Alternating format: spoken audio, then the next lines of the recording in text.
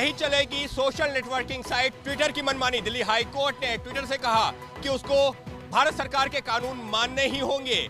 देश में ड्रोन से पहले आतंकी हमले में बड़ा खुलासा। आतंकियों ने ड्रोन से बांध कर रखा था 1.5 से 2 किलो विस्फोटक RDX। आखिरी दिन भी हंगामेदार रहा महाराष्ट्र विधानसभा का मानसून सत्र। दिल्ली में कार चोरी रैकेट से आतंकी कनेक्शन पर दिल्ली पुलिस ने जांच तेज की। मध्य प्रदेश के जबलपुर में ड्रोन से खेती का नायाब तरीका। ये सारी खबरें सीधे फील्ड से आपको दिखाएंगे। शुरुआत करते हैं आज की सबसे बड़ी खबर से। केंद्रीय कैबिनेट का विस्तार बुधवार शाम 6 बजे होगा। सूत्रों के मुताबिक युवा, शोषित, दलित और पीड़ित वर्ग को सबसे ज्यादा तरजीह दी जाएगी। सूत्रों के मुताबिक मोदी सरकार के इस बड़े मंत्रिमंडल विस्तार के बारे में राष्ट्रपति भवन को जानकारी दे दी गई है। सूत्रों से ये भी पता चला है कि 30 शहरों के मंत्रिमंडल में जगह दी जा सकती है। 10 से 12 मंत्रियों को हटाकर उन्हें संगठन में जिम्मा सौंपा जा सकता है। अभी मोदी मंत्रिमंडल में कुल 53 मंत्री हैं। नए मंत्रिमंडल में SC, OBC समाज की नुमाइंदगी बढ़ाई जा रही है। सूत्रों से ये भी पता चला है कि कल शपथ ग्रहण समारोह में सोशल डिस्टेंसिंग के साथ शपथ लेने वाले मंत्री के परिवार से सिर्फ एक सदस्य को शामिल होने की अनुमति होगी।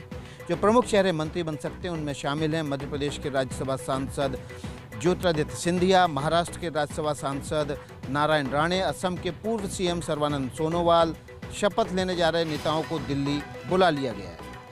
बताया जा रहा है कि केंद्रीय मंत्रिपरिषद के विस्तार में उन राज्यों को ज्यादा तरजीह मिलेगी जहां पर अगले साल चुनाव होने। मोदी सरकार में शामिल होने जा रही है नीतीश कुमार की पार्टी JDU। नीतीश कुमार ने कहा है कि मंत्रिमंडल विस्तार में क्या फॉर्मूला होगा इसे तय करेंगे JDU के राष्ट्रीय अध्यक्ष RCP सिंह। बिहार के CM नीतीश कुमार ने इस बात की पुष्टि की है कि JDU सरकार में शामिल होने जा रही है। उन्होंने ही बताया कि पार्टी अध्यक्ष RCP सिंह इस सिलसिले में बात कर रहे हैं। हमने अध्यक्ष की जिम्मेवारी RCP सिंह को सौंप दी और उन्हीं को कहा है सारा काम करिए, देखिए, अब इसके बाद वापस में बातचीत करके इसके बारे में करेंगे। हमने पूरे तौर पर सारी जिम्मेवारी सौंप दी। सूत्रों से मिली जानकारी के मुताबिक JDU ने 4 मंत्री पदों की मांग की है। JDU अपने कोर वोटर MBC, महादलित और कोयरी कुर्मी के समीकरण को बनाए रखने के लिए 4 मंत्री पद मांग रही है। जिन नामों की चर्चा है उनमें पार्टी के राष्ट्रीय अध्यक्ष RCP सिंह, मुंगेर से सांसद ललन सिंह, राज्यसभा सांसद और पूर्व CM कर्पूरी ठाकुर के बेटे रामनाथ ठाकुर, जहानाबाद से JDU सांसद चंदेश्वर प्रसाद चंद्रवंशी, पूर्णिया से सांसद संतोष कुशवाहा मंत्री बन सकते हैं। 2019 में मोदी सरकार की वापसी के बाद JDU को एक मंत्री पद का ऑफर दिया गया था, जिसे JDU ने मंत्री पद के शपथ ग्रहण समारोह से ठीक 1 घंटे पहले इनकार कर दिया था। मोदी कैबिनेट विस्तार से पहले एक साथ 8 राज्यों के राज्यपाल बदले गए। थावरचंद गहलोत को कर्नाटक का राज्यपाल बनाया गया है। जो नए राज्यपाल नियुक्त हुए हैं वो हैं थावरचंद गहलोत, पहले केंद्रीय मंत्री थे, अब कर्नाटक के गवर्नर बने। रमेश बैस त्रिपुरा के गवर्नर थे, अब झारखंड के गवर्नर हुए। SN आर्य हरियाणा के गवर्नर थे, अब त्रिपुरा के गवर्नर पद की जिम्मेदारी मिली। हिमाचल के गवर्नर बंडारू दत्तात्रेय अब हरियाणा के गवर्नर हो गए हैं। PS श्रीधरन पिल्लई मिजोरम के गवर्नर से बदलकर अब गोवा के गवर्नर बने। इनके अलावा आंध्र के BJP नेता हरिबाबू कंभमपति मिजोरम के गवर्नर नियुक्त किए गए हैं। गुजरात से BJP नेता मंगू भाई पटेल MP के गवर्नर नियुक्त हो गए हैं। साथ ही गोवा में मंत्री रहे राजेंद्र आर्लेकर अब हिमाचल के गवर्नर बन गए हैं। गौरतलब है कि राज्यपालों की ज्यादातर नियुक्तियां रूटीन हैं, सिवाय थावरचंद गहलोत के। माना जा रहा है कि उनको मंत्री पद से हटाकर सिंधिया के लिए जगह बनाई गई है। पंजाब में कांग्रेस का अंदरूनी झगड़ा सुलझने के आसार, सिद्धू को कोई बड़ी जिम्मेदारी मिलने के संकेत। कैप्टन ने कहा, कांग्रेस अध्यक्ष का फैसला मंजूर। पार्टी हाईकमान के बुलावे पर दिल्ली आए कैप्टन अमरिंदर सिंह की आज सोनिया गांधी से मुलाकात हुई। करीब 1 घंटे तक ये बैठक हुई। ऐसे संकेत मिल रहे हैं कि नवजोत सिंह सिद्धू को पंजाब में कोई बड़ी भूमिका मिल सकती है। हालांकि कैप्टन ने बैठक से बाहर निकलने के दौरान इस बारे में कुछ साफ नहीं कहा।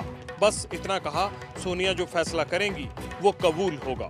एंड जो भी फैसला होगा यहाँ से ऑन एनीथिंग, पार्टी का हो, किसी चीज का भी हो, वो हम पूरा उस पर अमल करेंगे जो हमारे कांग्रेस प्रेसिडेंट चाहते हैं। कैप्टन की सोनिया गांधी से मुलाकात से पहले कांग्रेस अध्यक्ष प्रियंका गांधी भी सोनिया से मिली थी। प्रियंका गांधी कुछ दिन पहले नवजोत सिंह सिद्धू से भी मिल चुकी हैं। पश्चिम बंगाल विधानसभा में बंगाल में विधान परिषद बनाने के लिए भारी मतों से प्रस्ताव पारित हो गया। टीएमसी ने इसके समर्थन में वोट किया तो वहीं बीजेपी ने विरोध में। पश्चिम बंगाल में विधान परिषद के गठन को लेकर आज विधानसभा में बाकायदा वोटिंग हुई। मुख्यमंत्री ममता बनर्जी की अगुवाई में मंत्री पार्थो चैटर्जी ने इस प्रस्ताव को रखा। वोटिंग में पता चला कि 196 सदस्यों ने प्रस्ताव के पक्ष में वोट किया, जबकि 69 सदस्यों ने इसके विरोध में वोट दिया है। बीजेपी ने सरकारी धन की बर्बादी बताते हुए इस प्रस्ताव का विरोध किया है। शुभेंदु अधिकारी, जो विपक्ष के नेता हैं, उन्होंने कहा कि क्योंकि ममता बनर्जी नंदीग्राम का चुनाव हार गई हैं, इसलिए पीछे के दरवाजे से अब विधान परिषद के जरिए मुख्यमंत्री की कुर्सी बचाना चाहती हैं। पश्चिम बंगाल विधानसभा में भारी मतों से ये प्रस्ताव पारित हो गया है, लेकिन चुनौती होगा इसे दिल्ली में दोनों सदनों में पारित करवाना। सॉलिसिटर जनरल तुषार मेहता के घर के बाहर तृणमूल कांग्रेस नेता कुणाल घोष ने किया तमाशा। शुभेंदु अधिकारी के दावे का सच जानने के लिए कुणाल घोष सॉलिसिटर जनरल तुषार मेहता से बिना अपॉइंटमेंट लिए ही उनसे मिलने उनके घर पहुंच गए।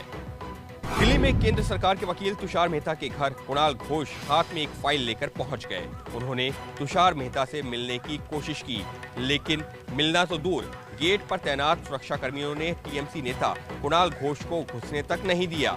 दरअसल कुणाल घोष बीजेपी नेता शुभेंदु अधिकारी के दावे की सच्चाई जानने आए थे, जिसमें उन्होंने कहा था कि वो बगैर अपॉइंटमेंट के तुषार मेहता से मिले। किसी आदमी को अंदर घुसने नहीं देता है आप लोग, हमारे पास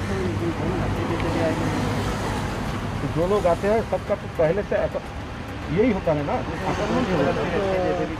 शुभेंदु अधिकारी के चुनाव को पश्चिम बंगाल की मुख्यमंत्री ममता बनर्जी ने कोर्ट में चुनौती दी हुई है। माना यह जा रहा है कि शुभेंदु अधिकारी ने इसी सिलसिले में कानूनी सलाह लेने के लिए सॉलिसिटर जनरल तुषार मेहता से मिलने उनके घर पहुंच गए थे। जम्मू कश्मीर में विधानसभा क्षेत्रों के परिसीमन पर राजनीतिक दलों से शुरू हो गई है चर्चा। पीडीपी ने परिसीमन की प्रक्रिया का बहिष्कार का ऐलान कर दिया है। परिसीमन आयोग आज से जम्मू कश्मीर के 4 दिन के दौरे पर है। आज पहले दिन उन्होंने अलग अलग राजनीतिक दलों के नेताओं और प्रतिनिधियों से बातचीत की। इसी बातचीत से नए विधानसभा क्षेत्रों का खाका तैयार होगा। पुनर्गठन के बाद जम्मू कश्मीर में विधानसभा सीटों की संख्या बढ़कर 90 हो जाएगी, लेकिन पीडीपी ने इस प्रक्रिया का बायकॉट कर दिया है। प्राइम मिनिस्टर साहब ने जो मीटिंग बुलाई थी, ऑल पार्टीज मीटिंग, उसमें उस मीटिंग के बाद हमें ये लगा था कि शायद कॉन्फिडेंस बिल्डिंग मेजर्स कुछ हो रहे हैं, लेकिन अभी तक उस बारे में कुछ नहीं हुआ। हमने फैसला किया, हमारी पार्टी ने ये फैसला किया कि हम इसमें हिस्सा नहीं लेंगे। पीडीपी ने यह भी साफ किया है कि परिसीमन प्रक्रिया के बहिष्कार के उसके फैसले से गुप्तकार गठबंधन पर कोई असर नहीं पड़ेगा। पाकिस्तान की खुफिया एजेंसी आईएसआई के लिए जासूसी करने के आरोप में भारतीय सेना के 2 जवान गिरफ्तार। पंजाब पुलिस ने दोनों को किया गिरफ्तार। पंजाब पुलिस ने सेना के जिन जवानों को गिरफ्तार किया है, उनमें एक है अमृतसर का सिपाही हरप्रीत सिंह और दूसरा तरन तारण का सिपाही गुरबेज सिंह। हरप्रीत अनंतनाग में पोस्टेड है और गुरबेज कारगिल में। दोनों पर पिछले 4 महीने में 900 संवेदनशील दस्तावेज पाकिस्तान को सप्लाई करने का आरोप है। पुलिस सूत्रों के मुताबिक पाकिस्तान से ड्रग्स का कारोबार करने वाले रणवीर सिंह नाम के स्मगलर ने दोनों सैनिकों को पैसे के लिए अपने जाल में फंसाया। रणवीर सिंह उसी गांव का रहने वाला है जिसका हरप्रीत सिंह। सुहेलदेव पार्टी के अध्यक्ष ओम प्रकाश राजभर का कहना है कि जिस तरह का बयान दिया गया है वो विवादित है और अपने कार्यकर्ताओं को पहले नसीहत दें, उसके बाद दुनिया को सिखाएं। बात करेंगे ओम प्रकाश राजभर से। राजभर साहब, आपने बड़ा तीखा बयान दिया है बीजेपी नेताओं को लेकर। अभी जो उनका बयान आया है कि जो मुसलमान के खिलाफ बोले वो हिंदू नहीं हो सकता, अब ये बात धीरे धीरे तेजी से फैलने लगी। बीजेपी के जितने बड़े नेता हैं, सभी लोग अपनी बहन या अपनी बेटी की शादी मुसलमान के बेटा से कर रहे हैं, तो डीएनए तो मिलेगा।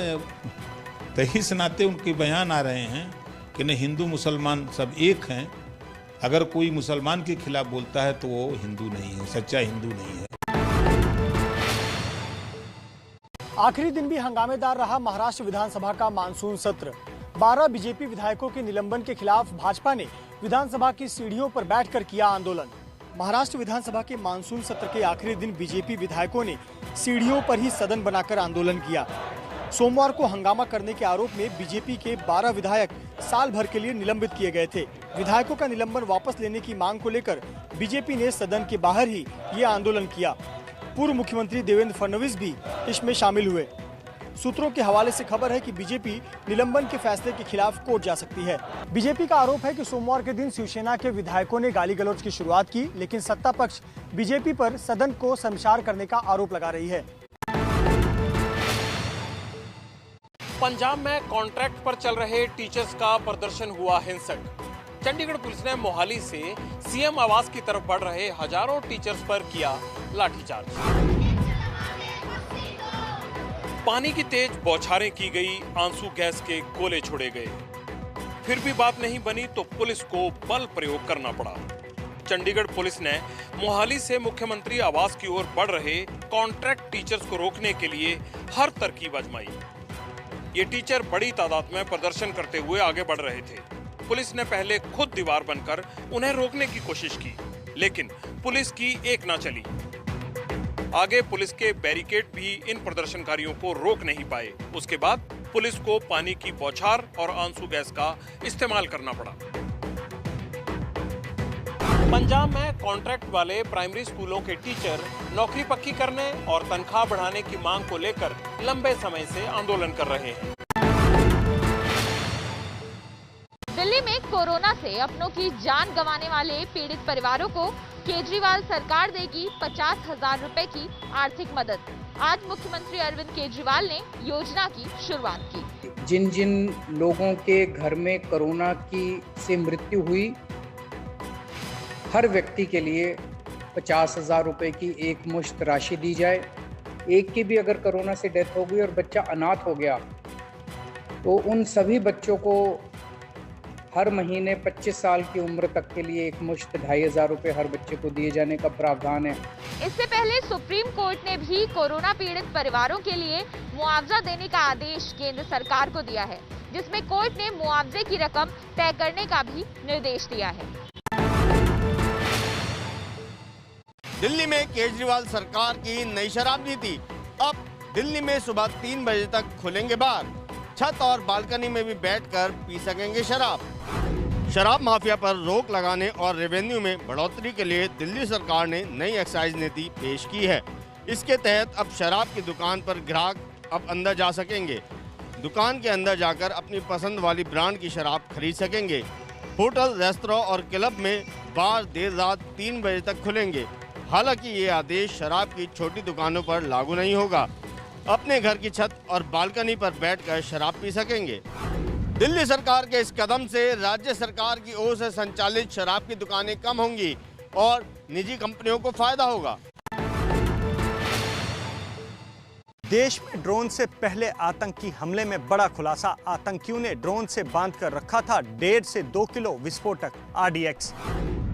2 हफ्ते पहले जम्मू एयरफोर्स स्टेशन पर जो ड्रोन हमला करने आए थे, उसमें पाकिस्तान के आतंकियों ने बांधा था RDX विस्फोटक। जांच कर रही एजेंसियों को ड्रोन की बनावट से लेकर उसे उड़ाने तक की साजिश में कई नई बातों का पता चला है। ड्रोन का वजन कम रखने के लिए उसे कार्बन फाइबर से बनाया गया था। वजन कम होने से ड्रोन ज्यादा दूर तक उड़ सका। ड्रोन में चीन से बने कुछ उपकरण लगाए गए थे। पाकिस्तान के बॉर्डर के पास से ड्रोन उड़ाए गए थे। GPS की मदद से आतंकियों ने ड्रोन को उड़ाया। ड्रोन में 1.5 से 2 किलो RDX का इस्तेमाल हुआ था। जम्मू एयरफोर्स स्टेशन पर ड्रोन से आतंकी हमले के करीब 2 हफ्ते हो गए हैं। इस मामले में रोज नए खुलासे हो रहे हैं, लेकिन इस मामले में अभी तक किसी की गिरफ्तारी नहीं हो पाई है। ओडिशा में सिर्फ पुरी में निकलेगी भगवान जगन्नाथ की रथ यात्रा। सुप्रीम कोर्ट ने आज दिया ये अहम आदेश। सुप्रीम कोर्ट ने ओडिशा में पुरी के अलावा बाकी जगह पर रथ यात्रा की अनुमति नहीं दी है। यानी अब पुरी के जगन्नाथ मंदिर परिसर के अलावा कहीं भी रथ यात्रा नहीं निकाली जाएगी। सुनवाई के दौरान चीफ जस्टिस NV रमना ने कहा, हमें उम्मीद है कि भगवान अगले साल यात्रा की इजाजत देंगे, लेकिन फिलहाल ये वक्त इसके लिए नहीं है। आप घर से भी पूजा कर सकते हैं। मैं भी पुरी जाना चाहता हूं, पर 1.5 साल से ऐसा नहीं कर पा रहा हूं। दरअसल इससे पहले ओडिशा की नवीन पटनायक सरकार ने सिर्फ पुरी में ही रथ यात्रा निकालने को मंजूरी दी थी। राज्य सरकार के इसी आदेश को सुप्रीम कोर्ट में चुनौती दी गई थी।